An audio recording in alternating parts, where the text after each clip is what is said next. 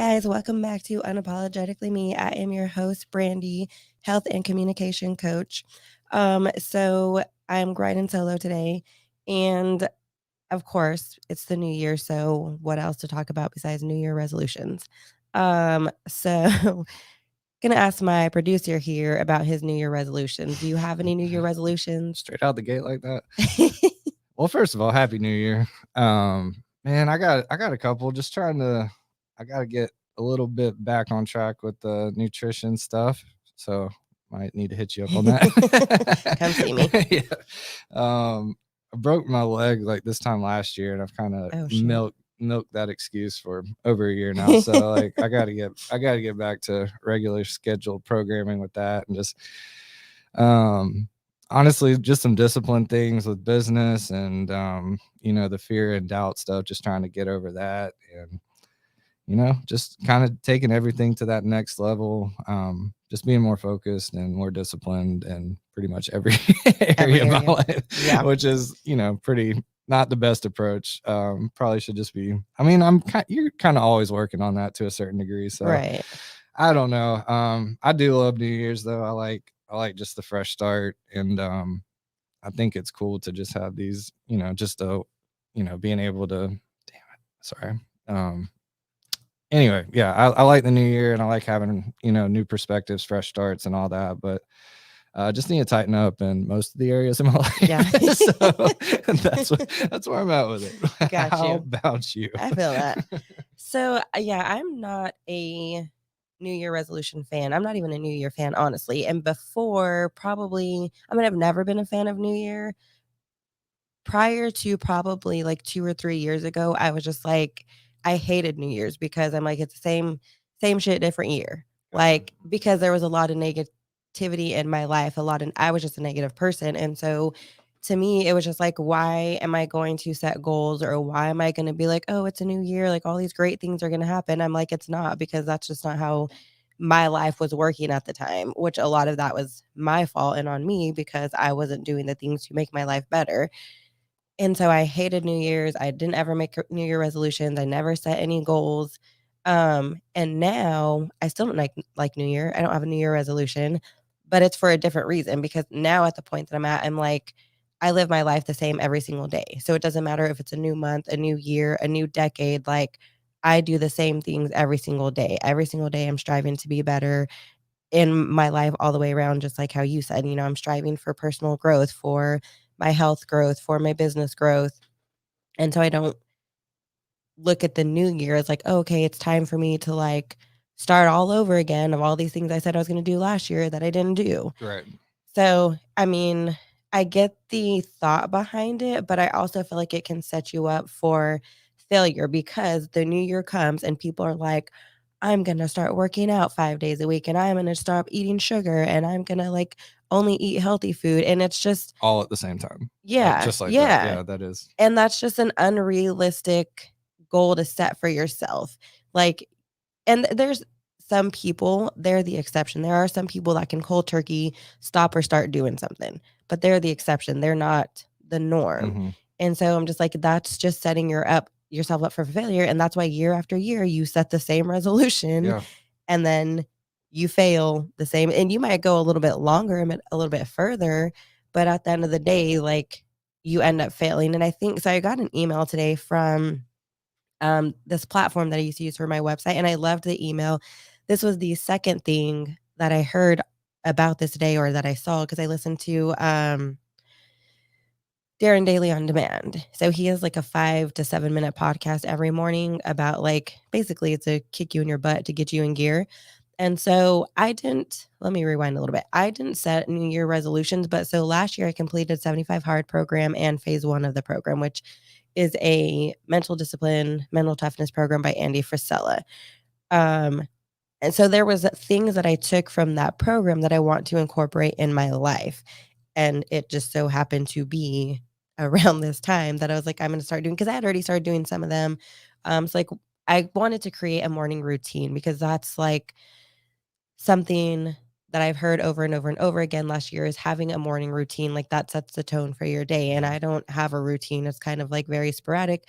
I do the same things every morning, but it's not necessarily any type of order or anything like that. And so I'm like, I want to have a consistent routine because there's things that I want to do in my life that I know that will move me forward in my life, and I don't do them consistently. So I'm like, if I set this routine, then I can have those things in my life. I can do them consistently. So like I set my morning routine to be that my virtual assistant, she actually bought me a grateful journal for Nice. Christmas or something. Yeah.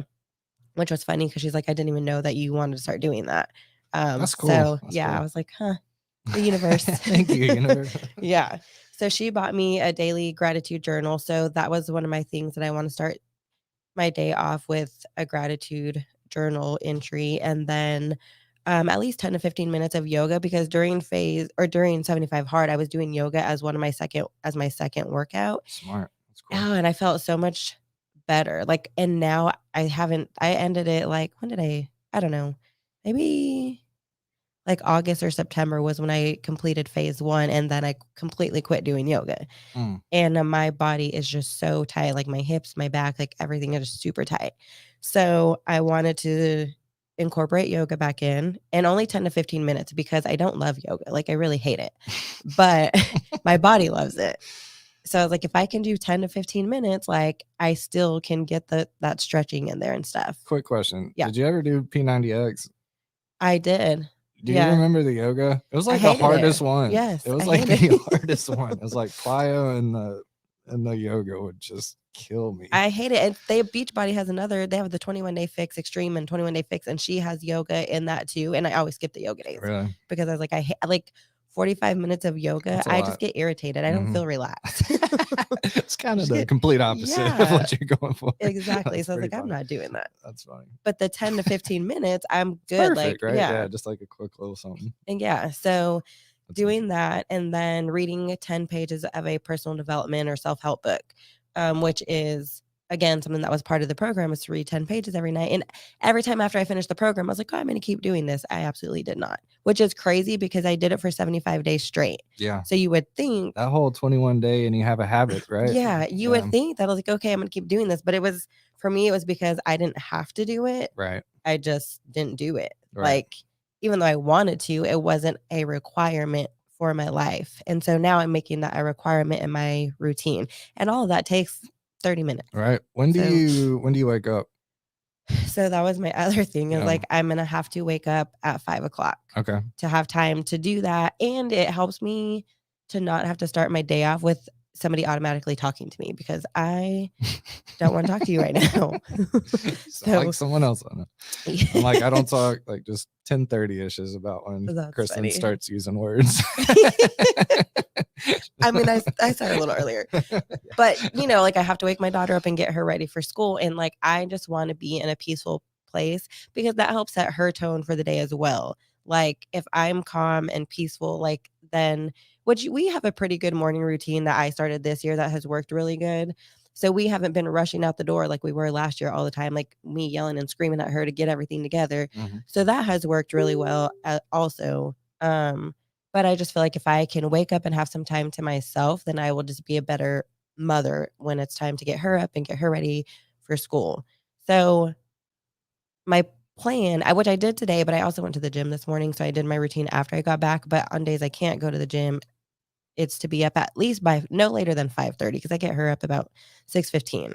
So I just need that 30 minutes at least to get all that stuff in.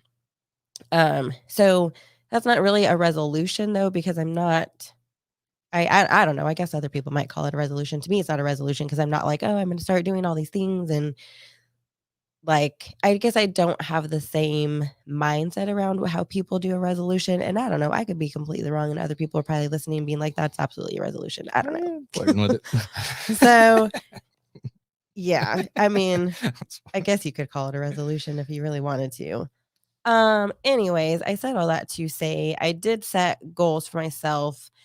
But again, I guess that's my thing, is that I'm constantly setting goals for myself. So that's why to me it's not a resolution, because it's not something that I didn't do all year and then all of a sudden was like, I'm going to start doing all these things. There are things that I did and decided that I like this part of the program and I wanted to keep this in my life and incorporate it in my life. And I'm constantly setting goals. Like every month I set goals for different stuff. So for me, it's not something new. It's not like I go all year long and don't have any goals, and then the new year comes and all of a sudden I have goals. So I think in my head, that would be the difference between a resolution and like me incorporating this morning routine. Right. I forgot why I was saying all that. One more question. Yeah. Have you ever heard of the Miracle Morning from Hal Elrod? I feel like the Miracle Morning sounds familiar. So he has this thing called savers. It's silence or like meditation, affirmations, visualization, exercise, reading, and scribing. So like Oh, savers, and then okay. and that's the first hour of his day every morning, and like he does each of those like 10 minutes a piece. Or wait, is that right? 6 things, yeah. Okay, Carry yeah, the yeah, carry the carry the one. Yep. Quick math. Yeah. So I have one of his books, and I've read it, and I'm like, man, I should really do this every single day. Yeah. And I've tried, and it's hard, but like I really want to like make that commitment to start doing that. But Yeah. just like that, like maybe that 5 to 6 hour for you would be your miracle morning time, and you could Yeah. like knock out the whole thing. But anyway, I like that because the visualization thing, that kills me. Like really, that was part of phase 1 of 75 hard, was to do a 10-minute visualization. And that's part of, I mean, it's a discipline program. So you have to discipline yourself for that 10 minutes to focus on your visualization. But I just get so daydreamy that yeah, that's I part start of thinking it about though. other stuff. I think that's fine. I mean, that's fine though.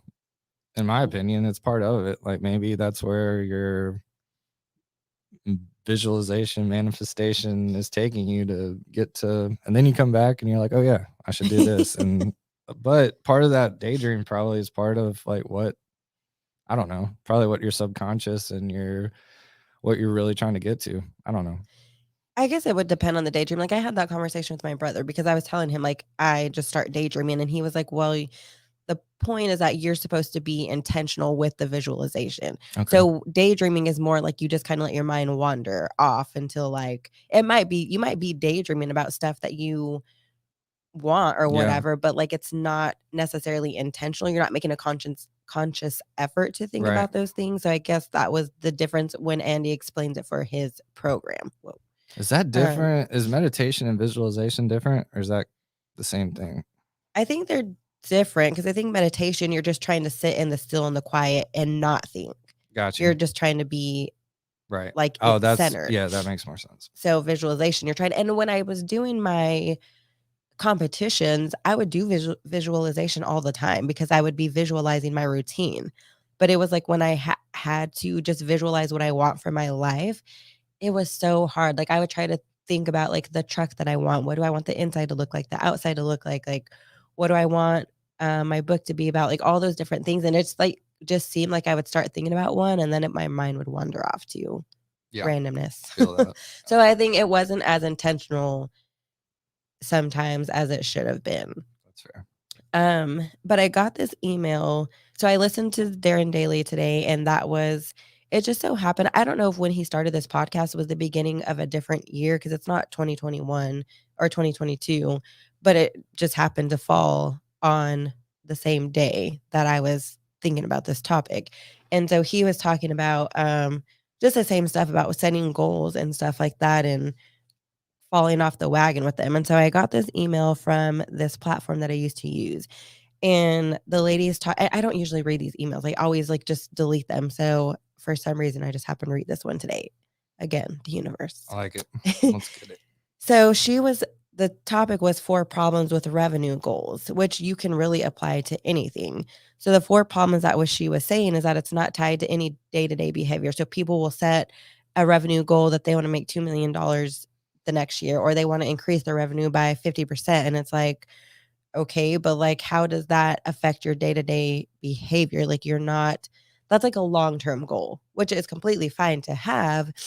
But if that's your goal and it stops there, like how does that affect your day-to-day behavior? And then her number 2 was whether or not you hit that is out of your control. So if you set a goal to increase your revenue by 50%, you can't really control whether or not people are purchasing your product. Right. Or whether or not you sell. Like you can strive for that and you can do work to do that, but that's not something that you can control. Right. And then the other one that it's based on the idea of limitless growth. So that's specifically to revenue, but that's based on the idea that your company is going to grow. Well, that's not always the case. Like there's people that have bad years, there's people that have horrible years and end up shutting their business down. So like that's not, again, not a realistic goal because you may not grow that year. Like something might happen that affects whatever business that you're in. And Yeah. then the fourth thing was that it doesn't give you any actual health signal of your business. So the example she said was like a $2 million business with 10,000 in profit. Sounds like something that she wouldn't want to do, because if you sell 2 million in business, but you only make 10,000 in profit, like where'd the rest of that money go? Exactly. Like, did you spend all that money on ads and stuff like that? And then you didn't make any money, Right. really. Mm-hmm. So I kind of related it just to health in general or life in general. Like if you set a goal, like, when I talk to clients, I do ask them what their goal weight is, but that's usually only if they are like wanting something specifically related to like meal plans or food. Outside of that, I'm just like, what is your health goal? Because health and weight are not synonymous.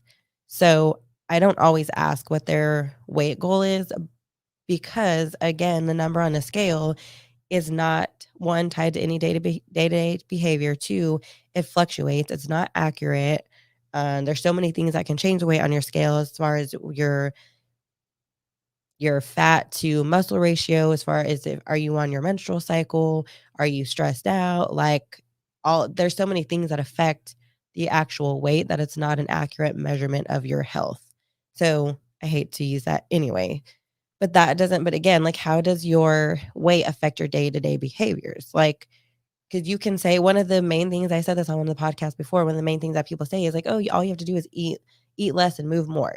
Well, that's a very generic answer. Like, just because you eat less does not always mean that you're still going to lose weight, because again, there's other factors that go into that. And if you're not eating the proper nutrients, that can also affect other health issues outside of your weight. So you can set the goal that, okay, I want to lose 50 pounds in 3 months. Saying you want to lose 50 pounds, well, that's probably still not even realistic. Let's say you want That to doesn't lose. sound healthy. No, I thought about that after I said that. And I was like, yeah, no, that don't sound right. Saying that you want to lose 50 pounds, even just like in a year. Yeah. Sounds great. Mhm. Definitely doable. Mm-hmm. But what are you going to change daily in your behavior and your habits to make that happen? So it's good to set like this long-term goal, but then I like to like work backwards from that. Like, okay, cool. You want to lose 50 pounds. So like, let's set smaller goals. Like, how can we break that down into, what does that come out to in 12 months? What does that come out to in weeks? Like, okay, it comes out to whatever. I don't know. I'm not great at math, so somebody else can figure that out. But whatever that boils down to. Okay, so we know you need to lose this many pounds in this month. Mm-hmm. So now weekly, what can you do? Daily, what can you do to reach that goal? And kind of work it backwards and set like smaller goals that are attainable and that you can measure. Have you ever heard of SMART goals? Mm-mm. You haven't never heard SMART goals? Mm-mm. I Oh, should probably learn something new today. Yep. I'm probably going to mess up the acronym because I can't remember exactly. But it stands for, dang, I already forgot the S. Now I'm going to have to Google it because, right. We used to use it when I worked for Child Welfare Services. That was the first time I ever heard of it. And there's like different people sub in different words, but basically it stands for specific. So setting a specific goal. So has to be more specific than losing 50 pounds a year. Like you need to be more specific in what's going to help you lose 50 pounds in a year. Okay, I need to change my eating habits to eating this much protein. I need to eat this many meals a day. I need to exercise this much a day. Like those are specific goals. I'm going to work out 3 times a week. That's a specific goal. Something that's measurable. You can't really measure. I mean, you can measure losing 50 pounds a year, but again, your weight's going to fluctuate. So it has to be something that is measurable, which losing weight is measurable. Like you can get on a scale, you can measure your body as far as inches, you can measure how your clothes fit. So that is a measurable goal. The other one would be attainable. So when I said earlier, lose 50. Yeah, I lose have 50. heard of this. You have heard of it? Sorry. Yeah. Okay. It might have just been called something. No, Well, not that really was called it. something else. No. Oh, okay. I got confused. Got you. So attainable. So earlier I said lose 50 pounds in 3 months. That is not an attainable goal unless you do something drastic, which is probably unhealthy. But losing 50 pounds in a year is an attainable goal. Yes. The R is something that's relevant. So how is this relevant or realistic? Like, is it a realistic goal to lose 50 pounds in 3 months? Absolutely not. Is it realistic to lose 50 pounds in a year? Yes. And then the T is something that's time based. So setting your goal based on having a due date, basically. So, like, if your due date is 50 pounds in a year, then you say, my goal is to lose 50 pounds by December 31 of 2022. Yes. So that would be a time measurable goal. And then again, when you set those smaller goals, you still set them as SMART goals. They're just smaller steps to get there. Right. So, and that's like what I do in my coaching basically is I call it a PERM plan, which again is what we did in child welfare services, but it has your concern. Like, what is your concern? Like, what is your things that you're worried about that you want to fix? Okay. Like, what's your desired outcome? What is it that you want to get out of working with me or to get out of whatever it is that you're doing? Like, what is the final end game? And then, okay, what action steps are we going to take to get there? And your action steps would basically be your SMART goals. These are the things that I'm going to do to get to where I want to be. And so I think going back to New Year resolutions, like it's great to set a New Year's resolution, but if you are trying to go cold turkey or you think you're just going to make this drastic change, 9 times out of 10, it's not going to last. Like you have to make habit changes. You can't just try to go all in and say you're going to do all these things because that's when it doesn't stick and then you get discouraged and then you either give up or you do whatever it was 10 times worse. Like if it's spending, then you might end up spending way more money because now you're upset and spending money makes you feel better. So now you spend all this money that you wanted to save. Yes. So it works in every aspect of life. It works in finances. It works in your health. It works in your relationships. If you're having a relationship issue, like I do conflict resolution it doesn't even have to be with a couple. It could be with friends or whatever. But if you're like, I want to rebuild this relationship, like, okay, what are you going to do to get there? How can you work on yourself? Because again, saying that I want this person to do that and they need to fix this, well, you can't control that because you can't control what they do, what they don't do. All you can control is yourself. So what are you going to do to make your relationship better with that person? And then at the end of the day, if it doesn't work, then maybe that person's season in your life ended. But try not to set those resolutions to set yourself up for failure. And then at the end of the, I like that she gives examples. So she said what to do instead. And basically, she kind of bases hers off of like how much valuable content is she going to give away for free that year? Like, how is she going to show up for her followers? How much sales does she want to do for promotional content? How many conversations does she want to have, to build her connections and her clientele? So if you do those things, that's what's going to help you keep your New Year resolution. So does that make sense? It does. It's beautiful. Well said. Thanks. Mm-hmm. So yeah, like I said, that's just kind of how I even work my programs, and they work really. It works if you work it. Like that's with everything. Again, it works if you work it, and that again goes back to New Year's resolutions. You can set it, but if you don't put in the work to do it, it's not going to happen. Right. So let me ask you, now that you've heard all that, what would be based off the goals that you have, what would you say would be some of the action steps that you would need to do? Honestly, waking up earlier. I used to be a lot better at this, and then my better half not being much of a morning person. I don't want to blame it on her. It's definitely not her fault. It just makes it harder to get up and like it's just harder to get up and stuff. So Yeah. I've kind of gotten away from that. It used to be, 5:36 every morning, no matter what. And now it's like not that. Yeah. So step one would probably just be getting up because I'm definitely more of a morning person, and I can like, as far as like exercise and I'd rather start the day than end the day. Yeah. Definitely that type of approach for me works best. So just doing it first thing in the morning. I really just need to bite the bullet and commit to the whole miracle morning. Yeah. Like just take that hour. If it's even 6 to 7, even if it's 7 to 8, I could probably get away with that more times than not. And just knock those things out every single day and just make the commitment. I think that's something I've, just kind of gotten lax in a lot of areas. And I'm like, I don't have to get into the studio till 9:30. Right. Brandi gets in here at 9:30, so I'll be here about 9 something or whatever. So yeah, I think honestly, just waking up and getting my day, like the morning routine, I think Yeah. that's why, every millionaire, billionaire always like preaches their, Right. morning routine. And I've gotten off track with that pretty heavy. So just kind of getting back to a little more discipline, going to bed earlier, just getting up, because I'm actually like really good at that. Like I can just wake up and go, which Yeah. is a huge blessing. So that's probably the biggest step, is just getting up and doing what I know I need to do to set the day up to get the things done I Yeah. know I need to get done. So Which I think is the hardest for most people. It's like, I yeah, know, like most we people know know what to what to do. do. Yeah, 100%. It's It's just a just matter of doing it.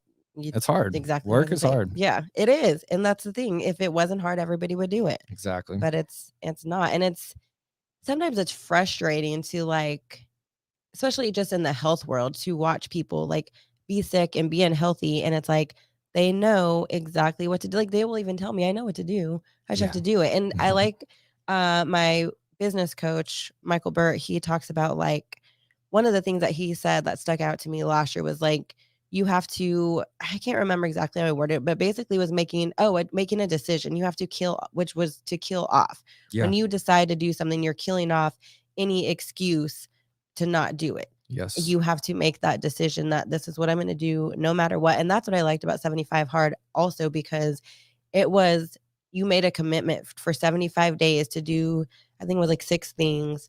And you were going to do it no matter what. So Yeah. when I did it last year, I finished no, I guess it wasn't last year. It must have been the year before is when I finished when I finished 75 Hard.